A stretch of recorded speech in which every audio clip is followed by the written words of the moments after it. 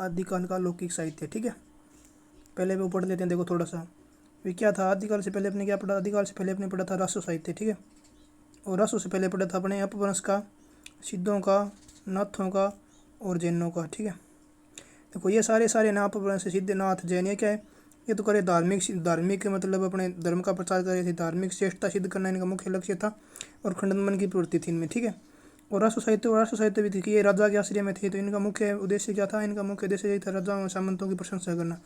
और ये जो लौकिक साहित्य है ना, ये क्या मतलब, ये लोक आश्रित है, मतलब ठीक है, इतना याद रखना, ये क्या लोक आश्रित है। ये क्या करेंगे, ये करेंगे जन कल्याण है, लोक कल्याण की भावना होगी इनके अंदर, और जनमानस से हृदय का काव्य कहा जाता है इनको। ठीक है, जनमानस से जन हृदय काव्य कहा जाता है, इतना याद रखना। ठीक है, अब पढ़ रहे अपन लौकिक साहित्य में ढोला मारू राधुआ। ये देखो मूल रूप से इसकी रचना की थी 11वीं सदी में कलोल ने दोहों में। ठीक है, 17वीं शताब्दी में कुशल ने दोहों में कुछ पहियों जोड़कर इसका विस्तार कर दिया। ठीक है, और मोतीलाल मनोरिया तो इसे मानते हैं कलोल को इनका कवि। ठीक है, इतना याद रखना है। ये क्या है, ये वियोग श्रृंगार प्रधान है, मतलब वियोग में और वो भी श्रृंगार प्रधान है। ठीक है, और देखो दारी प्रसाद द्विवेदी क्या कहते हैं कि ये ग्रंथ हेमचंद्र एवं बिहारी के बीच की कड़ी बताया, मतलब हेमचंद्र और बिहारी के बीच की कड़ी है। क्यों, क्योंकि इसमें श्रृंगार रस और दो आछंद के संदर्भ के कारण। ठीक है, इतना याद रखना है।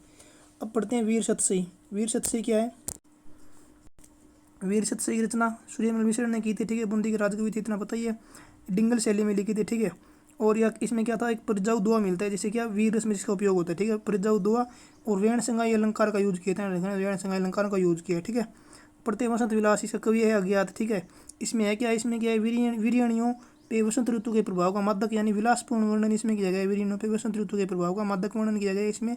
इसके संपादक थे केशवलाल अरशद राय। ठीक है, इतना ये संपादक थे। इसकी शैली कौन सी है, शैली पिंगल है। ठीक है, और इसी से यानी यहीं से पिंगल है ब्रज भाषा का रूप लेती दिखाई देती है। ठीक है, इतना देखना, यहीं से पिंगल ब्रज भाषा का रूप लेती दिखाई देती है।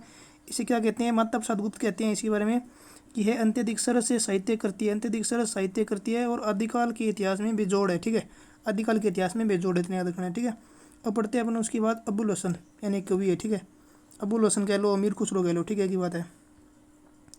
अब पढ़ते हैं अपन अमीर खुसरो के बारे में। देखो इस स्वयं को क्या कहते हैं, स्वयं को कहते हैं तोती हिंद। ठीक है, इन्होंने क्या है, इन्होंने देखो दिल्ली पे जो 11 शासकों का शासन देखा वही है। इन्होंने क्या, गुलाम वंश का पतन, खिलजियों का उत्थान और तुगलकों का आरंभ देखा। ठीक है, इतना देखना है, ये तो मतलब पतन और खिलजियों का उत्थान, तुगलकों का आरंभ देखा। ईश्वरी सिंह क्या कहते हैं, अबुल हसन यानी मीर खुसरो को ईश्वरी सिंह कहते हैं कवियों में राजकुमार। क्यों, क्योंकि ये योद्धाओं क्रियाशील मतलब व्यक्ति थे। ठीक है, केकूबाद क्या कहते हैं इन्हें, केकूबाद कहते हैं मुल्क सूरा यानी कोई अरबी भाषा शब्द होगा, इसका अर्थ तो होता है राष्ट्र कवि। ठीक है, इतना याद रखना है। रामकुमार वर्मा क्या कहते हैं, रामकुमार वर्मा कहते हैं कि आदिकाल में खड़ी बोली अपनाने वाले प्रथम साहित्यकार। और खड़ी बोली क्यों अपनाई थी, क्योंकि मनोरंजन और लोक व्यवहार की शिक्षा के कारण इन्होंने लोगों के मनोरंजन और लोक व्यवहार की शिक्षा देते हुए इन्होंने खड़ी बोली का प्रयोग किया था, और इसी कारण ये कि खड़ी बोली का आदि कवि कही जाती है, इतना याद रखना है। ठीक है, और रामकुमार वर्मा ने इन्हें अवधि का भी प्रथम कवि कहा है। ठीक है, इतना याद रखना है।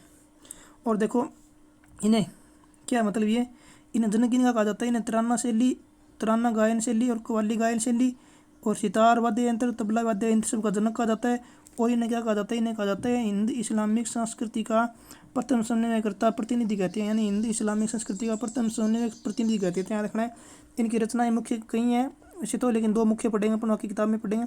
खाली कबारी है, पर्यायवाची या शब्दकोश कहते हैं इसे, यानी शब्दों का संग्रह है। ठीक है, और नूर सिपा है, नूर सिपा क्या है, ये मनसवी काव्य है। इसमें क्या है, भारतीय भाषाओं को वर्णन किया है। नूर सिपा में भारतीय भाषाओं को वर्णन किया है। ठीक है, अब अपन खुसरो पढ़ चुके हैं। ठीक है, अब पढ़ रहे हैं विद्यापति। विद्यापति क्या है, ये हिंदी कृष्ण गीति काव्य परंपरा के जनक कहे जाते हैं। ठीक है, याद रखना, ये किसके जनक है, ये अलग है जनक इनके वाले, ये मतलब कृष्ण गीति काव्य परंपरा के जनक कहे जाते हैं। ठीक है, अब याद क्या रखना है, देखो ये संक्रमणकालीन कवि है। क्या है, एक संक्रमणकालीन, जैसे आदिकाल का तो पतन हो रहा था, यानी आदिकाल तो हो रहा था, पतन हो रहा था, और भक्ति काल उदय हो रहा था, इतना याद रखना है, इसलिए संक्रमणकालीन कवि कहते हैं। ये विद्यापति क्या कहते हैं, विद्यापति का मानना है कि यौवन के दिन ही गौरव के दिन होते हैं। ठीक है, ये इनकी कथन है स्वयं का। जारी प्रसाद द्विवेदी क्या कहते हैं विद्यापति के बारे में, जारी प्रसाद द्विवेदी कहते हैं श्रृंगार रस की सिद्ध वाक्य कवि का है, यानी श्रृंगार रस सिद्ध वाक्य कवि का है। डॉक्टर बच्चन सिंह जातीय कवि कहते हैं। और क्या कहते हैं कि पश्चिमी बोलचाल का नमूना, यानी पश्चिमी बोलचाल का नमूना तो मिलता है किसमें, खुसरो में। ठीक है, और पूर्वी का मिलता है विद्यापति में। ठीक है, ध्यान रखें, पूर्वी बोलचाल का नमूना मिलता है विद्यापति में, ध्यान रखना है। इन्होंने मुख्य 3 रचनाएं मानी जाती है इनकी। कीर्तिलता में क्या था, कीर्तिलता दी थी कीर्ति सिंह के आश्रय में लिखी थी, और इसमें युद्ध का वर्णन है। ठीक है, और जो कीर्ति पताका है इसमें क्या, ये शिव सिंह के आश्रय में लिखी थी, और प्रेम का वर्णन है। ठीक है, इतना याद रखना है इसमें से, ये कोई खास है नहीं, प्रेम का वर्णन है। ठीक है, अब पढ़ते हैं कीर्तिलता के बारे में। जारी प्रसाद द्विवेदी क्या कहते हैं, जारी प्रसाद द्विवेदी भ्रंग भृंगी स्वाद से मतलब इसमें रचित मानते हैं, शुरुआत मानते हैं। ठीक है, भ्रंग भृंगी स्वाद में रचित मानते हैं। और क्या कहते हैं कि इस काल के हिंदू मुस्लिम यानी हिंदू हो गए, मुस्लिम हो गए, सामंतों, सेना सिपाहियों का इतना जीवन चित्रण यंत्र कहीं नहीं मिलता। मतलब इन्होंने जीवन चित्रण किया है सेना सिपाहियों युद्धों का सबका, ठीक है, इतना देखना है। इसमें न तो काव्य का पक्ष, काव्य रूपों का पक्षपात है और न ही इतिहास की अपेक्षित है, देखना ये भी कहते हैं जारी प्रसाद द्विवेदी, ठीक है। अब इनकी पढ़ते हैं पदावली, ठीक है, ये महत्वपूर्ण है। देखो डॉक्टर बच्चन सिंह क्या कहते हैं पदावली के बारे में, क्या कहते हैं कि देसी भाषा में लिखित प्रथम रचना है, ठीक है, देसी भाषा में लिखित प्रथम रचना है, विद्यापति को हिंदी का प्रथम कवि कहते हैं, ठीक है, ये तो है डॉक्टर बच्चन सिंह, ठीक है। रामचंद्र शुक्ल क्या कहते हैं कि जैसे हिंदी साहित्य विश्वदेव रासो पे अपना अधिकार रखता है ना, जैसे हिंदी साहित्य विश्वदेव रासो पे अपना अधिकार रखता है, वैसे ही पदावली पर भी अधिकार रखता है, इतना रखना है, ठीक है। और इसकी भाषा थी मैथिली, इसी कारण इसे मैथिल कोकिल कहा जाता है, इसी के कारण विद्यापति को मैथिल कोकिल कहा जाता है। और ये क्या थी पदावली मुक्त काव्य में लिखी गई थी, यानी इसे भक्ति एवं श्रृंगार की धूप छाया कहते हैं, ठीक है। और भक्ति एवं श्रृंगार की धूप छाया कहने के कारण क्या है कि ये भक्ति की कवि थी, श्रृंगार की कवि थी। आलोचना में विवाद बन गया था, उसके अनुसार दो मत हो गए थे मुख्य, ठीक है, श्रृंगारी करने वाले और भक्ति करने वाले कुछ रहस्यवादी भी थे, ठीक है, इतना देखना है। अब भक्ति कौन कौन मानते हैं, इसमें मानते हैं राम कुमार वर्मा हो गया, राम बख्श बेनपुरी हो गया और रामचंद्र शुक्ल हो गया। रामचंद्र शुक्ल क्या कहते हैं, मत देते हैं इसके बारे में। देखो क्या कहते हैं कि इनके पद श्रृंगारिक है, नायक नायिका इनमें मतलब ये राधा कृष्ण है, लेकिन मतलब क्या नायक नायिका क्या राधा कृष्ण रूप में, ठीक है, लेकिन क्या इन्हें भक्तों की श्रेणी में नहीं रख सकते, मतलब इन्हें आध्यात्मिक नहीं रख सकते, इतनी बात कहना चाहते हैं।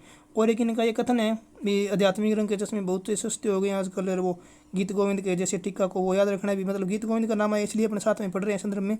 गीत गोविंद क्या था, गीत गोविंद के रचनाकार थे जयदेव, ठीक है, और जयदेव के अनुसरण पर ही इन्होंने क्या विद्यापति ने गेय शैली में पद लिखे थे, इसी कारण इन्हें क्या कहा जाता है हिंदी कृष्ण कीर्ति परंपरा का जनक कहा जाता है। हिंदी कृष्ण कीर्ति परंपरा का जनक किसे कहा जाता है, विद्यापति को कहा जाता है। अपन पहले ही पढ़ चुके हैं, मतलब ये अपन संदर्भ में आए इसलिए यहाँ पे लिख दी, बाकी ये पहले पढ़ चुके हैं। और ये देखो ये जयदेव थे ना, जयदेव के नाम पर इन्हें अभिनव जयदेव की उपाधि दी थी, ठीक है, ये दी थी शिव सिंह ने, वो मतलब जिसकी बोली है ना कीर्ति पताका लिखी थी प्रेम वाली, वो थे शिव सिंह, ठीक है, याद रखना है। ये तो हो गया मतलब श्रृंगारी करने वाले, ठीक है। और फिर से रामचंद्र शुक्ल ने अपना मत बता दिया। डॉक्टर बच्चन सिंह क्या कहते हैं, डॉक्टर बच्चन सिंह कहते हैं कि विद्यापति का काव्य है ना घोर श्रृंगारी है, यानी घोर श्रृंगारी काव्य के कारण इन्होंने एक तो अपरूप कवि का इन्हें, ठीक है, इतना रखना है। और क्या कहते हैं कि घोर श्रृंगारी काव्य इन्हें आध्यात्मिक कहना, खजुराहों के मंदिरों को आध्यात्मिक कहना है, मतलब ये इन्होंने संदर्भ दिया, ठीक है, इतना रखना है। अब पढ़ते हैं इनको भगत मानने वाले कौन कौन है। भगत मानने वाले जारी प्रसाद द्विवेदी, श्याम सुंदर दास, ब्रजनंदन साय। और रहस्यवादी मानते हैं जॉर्ज गिरिसन और गजेंद्र नाथ गुप्त, ठीक है, नगेंद्र नाथ गुप्त, ठीक है, ये तो हो गया अपने विद्यापति। अब पढ़ते हैं अपन आदिकाल के कुछ गद्य साहित्य, ठीक है, इतना पढ़ते हैं बस, ठीक है। ये देखो आदिकाल का गद्य साहित्य, इसमें क्या है, एक बताते हैं राहुल वेल क्या है, रोड़ा कवि की है, ठीक है, इतना रखना है। अब देखो राहुल वेल की नायिका, मतलब राहुल ये नायिका पे नाम है इसका, ठीक है, और नायिका का नक्शी का वर्णन किया गया इसमें। और इसी कारण डॉक्टर नगेंद्र क्या कहते हैं, डॉक्टर नगेंद्र कहते हैं कि नक्शी के परंपरा का आरंभ इससे ही मानते हैं, नक्शी के वर्णन जो होता है ना इसकी परंपरा का आरंभ इससे ही मानते हैं डॉक्टर नगेंद्र, ठीक है। और ये देखो क्या है डॉक्टर बच्चन सिंह क्या कहते हैं, डॉक्टर बच्चन इस वेल नाम है ना इसके क्या कहते हैं, इसे वेली काव्य परंपरा की प्राचीनतम कृति कहते हैं, वेली काव्य परंपरा की प्राचीनतम कृति कहते हैं। अब ये देखो यह है क्या, ये एक तो याद किए रखना है राहुल वेल के बारे में, याद रखना है ये शिलांकित करती है, चंपू काव्य की प्राचीनतम कृति मानी जाती है। इसमें 7 बोलियों का समावेश है, जिसमें राजस्थानी प्रधान है, ठीक है।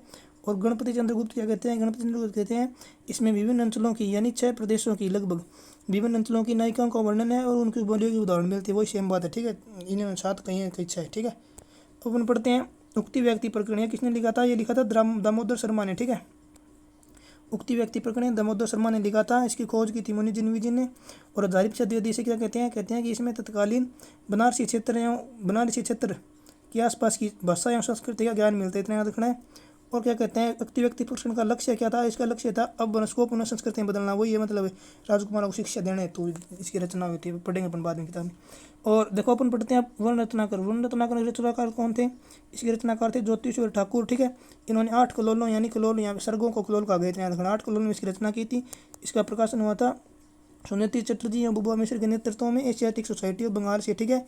और डॉक्टर बच्चन सिंह क्या कहते हैं मैथिली हिंदी में रचित प्रथम गद्य रचना माना है, ठीक है, मैथिली हिंदी में रचित प्रथम गद्य रचना, इतना याद रखना है बस, ठीक है।